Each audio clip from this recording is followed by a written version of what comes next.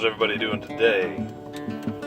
Yesterday it rained a little bit, and this morning it is crystal clear. You can see the greenery for miles. It's remarkable how just 2 months ago, the end of February, everything was dreary and nasty. And here in a short 60 days, we have gone from dreary, nasty, muddy, brown garbage to Emerald City style green. But I guess, that is what spring's all about. It's just the abrupt change is remarkable. And we're reminded of that this time every year. Of course, it does happen this time every year, but it is nice to see it. We got some blind spots around this area, so I have to be careful right around in here. Drive defensively. So I wanted to talk today about foul language. I just listened to a very interesting episode of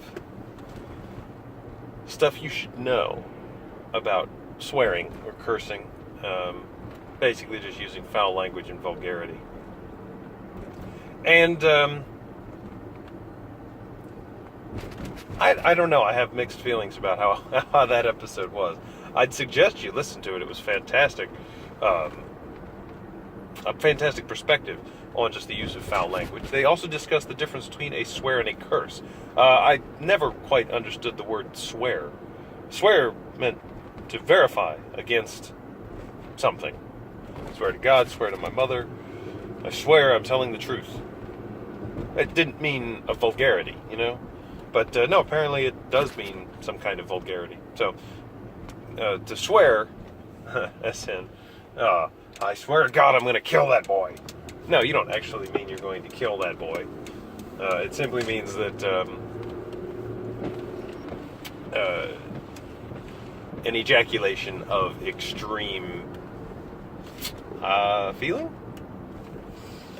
I'm not exactly sure what I'm looking for there, but it's something that's being vocalized or verbalized to express an extreme feeling. So a swear of that nature could be the powerful GD, or even the less powerful one that I will use from time to time, this godforsaken something. You stub your toe on a door. Oh, godforsaken door. That kind of thing would be a swear. As opposed to curse something. Curse upon you. Damn you. That kind of thing. But what gets me is they were arguing that it's not, it's human nature. It's completely natural. So that got me wondering, okay, curses and swears probably are natural in human nature. But, let's go back to the cave. Not that we've ever been at the cave before, but everyone's been to the cave, right? Where you have people who grow up in a cave and all they know is the shadows on the wall, and then you let them out and the world would be completely unknowable. Their reality would be the shadows on the wall. So what if you were to grow up in a world where you never learned those words? You'd still verbalize in some way a kind of, not a vulgarity, but a kind of curse, right? If you grew up saying tacos, or some of the popular cheese and rice, that one's silly. But if you were to grow up learning that when you say something, my son Henry right now just goes ah. But if you were to grow up learning something that was not a popularized swear or curse, what would you say? Would it be vulgar? And if somebody else said it, would you go, oh, he's serious? And then, that's all well and good. I'm sure we've all had those thoughts before. But is it beneficial to have these words places? I've never quite understood how having, and basically it'll boil down, there's a few exceptions here, but how it boils down to the ones that you can't say on television. I've never understood how it is that having those basically, if you can say it on primetime network television, you could probably also say it in an interview, a job interview. And that seems like a pretty good benchmark, right? So, I've never understood why it's a big deal for people. A, why is it that people are fighting vehemently against having those words in music or movies? And then B, why is it so important to you that your music in movies contains vulgarity? Does that really add to the merit of the music in the movies? Now, I can understand if you're the artist, and this is why I'm kind of on the fence about this. Like, I think we can find a nice middle ground. I know it's a topic that's 30 years old. I think we have found a nice middle ground, but still, it's a topic that's going to come back up again.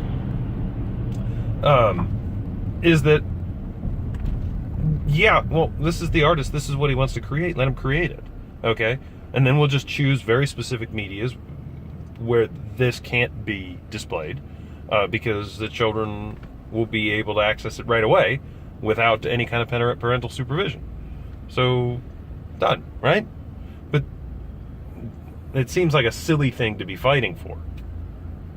Now, workplace. Is this appropriate in the workplace? It depends on your workplace. Personally, I think no. I think that we've set this societal benchmark of what you can say on primetime TV, and that should be our benchmark just across the board. If you're saying something that you can't see unless you're watching HBO or an R-rated movie, then you're probably a bit too strong. But then it also, and the podcast went to a really good episode or a detail about this. It also depends on what's actually being said. If it's, we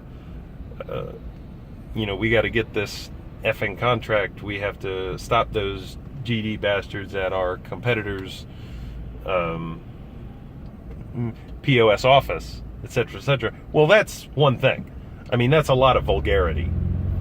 But nothing's being cursed like you're not being put in a hostile work environment simply because that's around. Whereas, with the F-Bob, you're 2 minutes late, this is BS, you can't effing do this. You're such a POS. Get the F back to your desk. That can be a hostile work environment. Although if Bob is habitually late, maybe he earned it. I am a stickler for punctuality. But I think you see the difference. But what I don't see, and I understand other cultures are different, obviously. I don't understand why we shouldn't be setting this benchmark. Now, here's what it boils down to me. This is the most important thing. I have my own children. And I need to know, I am going to need to know. I'm going to need to know what is safe for them to watch and what is not. So, we have a TV rating system that's pretty rudimentary, and I can trust to a certain degree. I know that this is on this end of the spectrum, and this is on the other end of the spectrum. So if I throw something on that's basically in this end of the spectrum, I can let them watch it by themselves. Whereas if we're going to watch something that's kind of closer to the middle, I'm going to want us to watch it together. Great. That rating system is very helpful, and I appreciate it very much. I know that if we were to watch network TV, that I can pretty much let him watch just about whatever he wants to a certain extent. And not worry about that too much. I see this works. Now, I'm not naive because I knew that I grew up and I learned how to use foul language.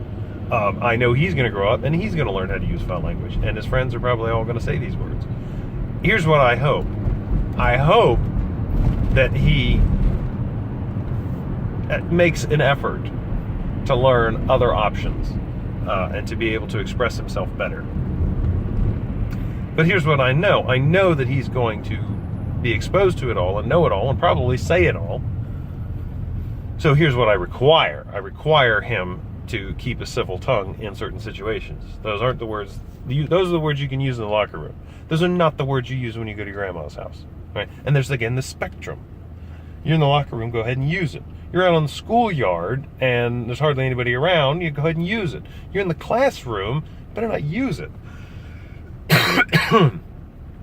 You're at the mall, probably shouldn't use it. You're in my house, you're at a job interview, you're at your grandmother's house, you're at a funeral. Civil tongue, please. No need for the sailor routine. The podcast also talked about how, common, what they call the misconception is that people are using these words because they don't have any better words. And they said that's a misconception, misunderstanding. Part of me disagrees with that. You're going to have to use some kind of expletive. There's got to be some kind of a stub your toe, you're going to say something. You can always train yourself to stub your toe and say something, but that is the word that your brain knows is the expletive. That's the thing that even if you have aphasia, you're still going to remember how to say. But a lot of people just throw these words in as filler. Some people, one person in particular who I know would, if he's speaking, people throw filler in to kind of fill up the silence so that their thought can be completed. For example, hey, I went down to see Bob the other day. You couldn't think of Bob, it took you a second, so you just said to throw in that filler so that everyone knew that you are continuing to talk and you will be talking about Bob. Okay, good, no problem. But what's the next step? These guys would instead, they'd see, I went to see